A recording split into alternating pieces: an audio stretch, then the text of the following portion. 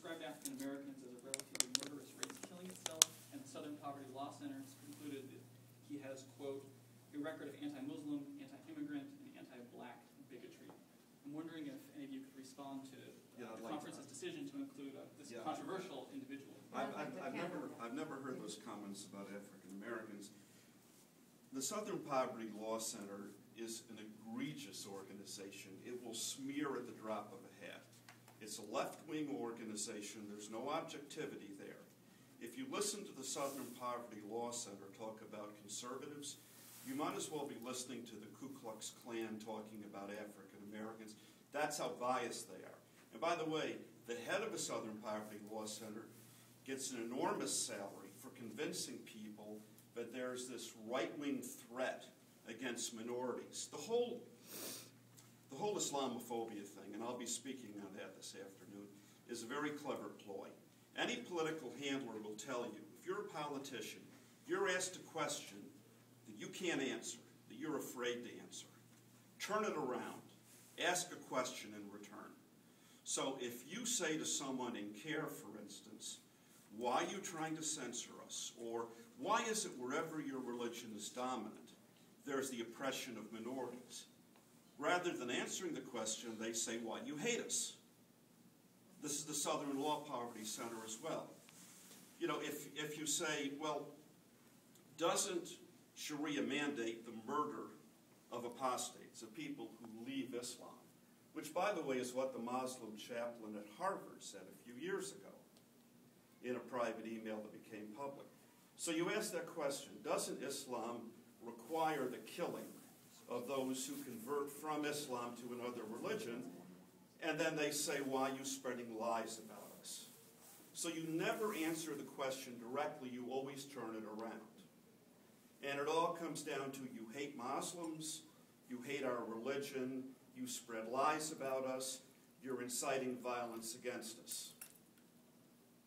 If that's the case, why is it in 2008, 65% of the hate crimes, religiously motivated hate crimes, were against Jews, 7% were against Muslims?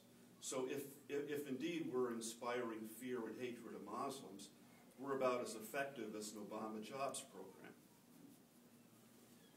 Just one point. I ask one more question, then I'll let you go, Tom. Really quick, I know we have to wrap this up. I challenge each of you to go to Chancellor Zeppos at Vanderbilt University, my alma mater, and I asked you to ask him this question: why is he challenging and for Christian organizations on Vanderbilt campus, some of who want to read Bible verses as a part of their organization? And ask him another question. Ask him why he is supporting and uplifting Dr. Ben Hazm, who has said on record, on tape, go to Losing Our Communities, Losing Our Sons on YouTube.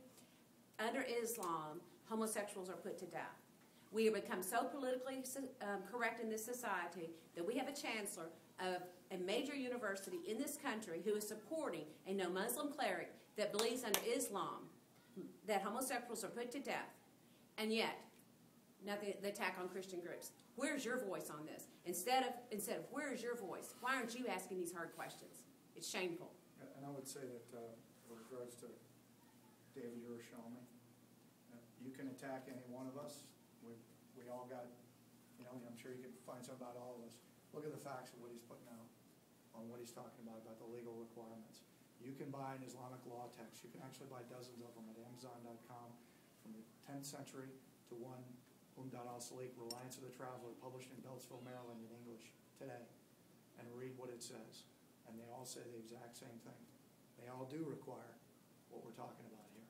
So if you have known Muslim Brotherhood entities who say we follow this because the imprimatur of the Muslim Brotherhood is in the front of that particular book, Reliance of the Traveler, then you know that if you've got Ben Hazm, a Muslim brother at Vanderbilt University, you know exactly what he's about.